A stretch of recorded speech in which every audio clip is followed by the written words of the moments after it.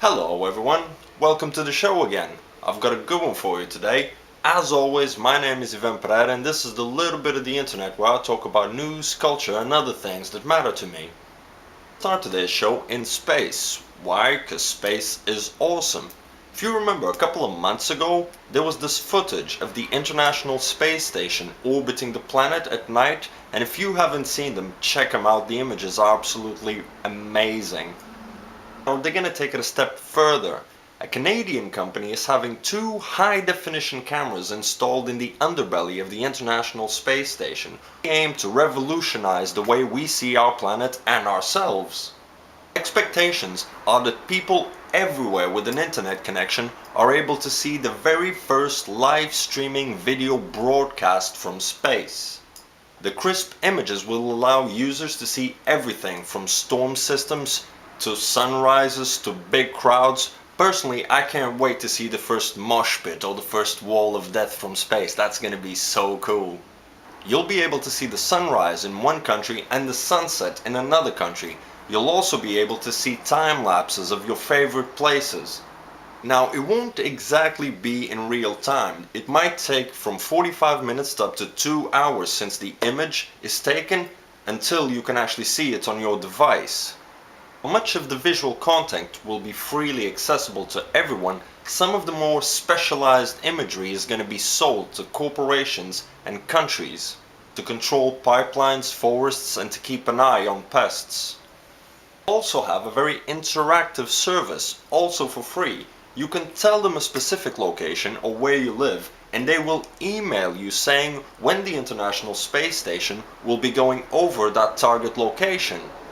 So you can actually plan to have your picture taken by the International Space Station. This is where that mosh pit idea comes in. We move on now with a bit of sadder news. The actor Paul Walker, made famous by the Fast and Furious franchise, died in a car crash this weekend.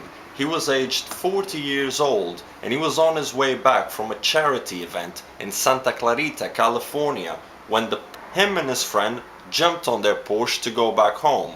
His friend was driving and police say that speed was involved in the accident because they managed to turn this Porsche into whatever this is.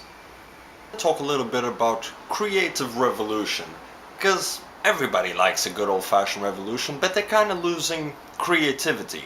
We've all seen too many American flags being burned and too many anonymous masks and loads of people, the usual kind of revolution. So I want to talk about a guy who brought creativity to protest.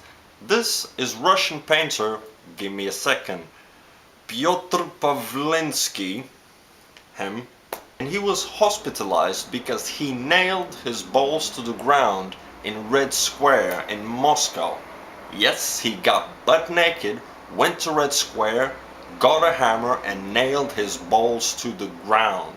Pavlinsky described his protest as a metaphor for apathy, political indifference and fatalism of the current Russian society. According to the artist, the Kremlin is converting people into statues that resign to expecting their fate. If the painter receives treatment, he will be arrested as a mental patient. But it's not the first time the painter from St. Petersburg does a protest like this. On May 3rd, he got naked and wrapped himself in barbed wire in front of the parliament in St. Petersburg. He said it symbolized the human existence in a law enforcement environment where the slightest movement causes a severe reaction of the system. There's more. In June last year, this guy stitched his mouth closed in an action in support of female punk group Pussy Riot, who were censored by the Russian Orthodox Church. Today's last story is a humanoid robot brought to you by the United States Department of Defense. And I know that's really creepy as it is, but don't worry, Skynet's not online just yet. A company called Boston Dynamics has just unveiled this prototype. It was commissioned by the Pentagon's Defense Advanced Research Projects Agency, or DARPA. It's intended to be used for disaster response, equipped with sensors in joints and limbs that imitate human function.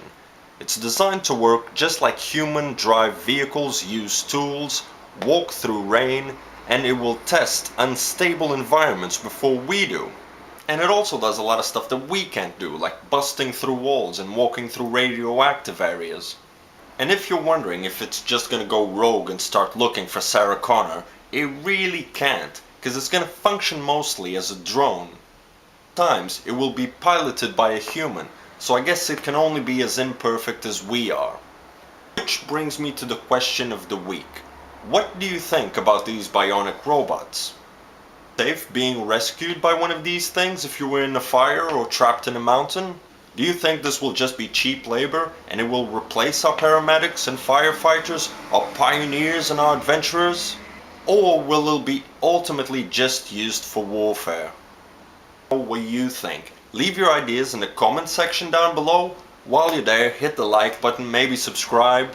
And until next time, as always, my name is Ivan Pereira, you've just been filled in, and I'll see you guys next week.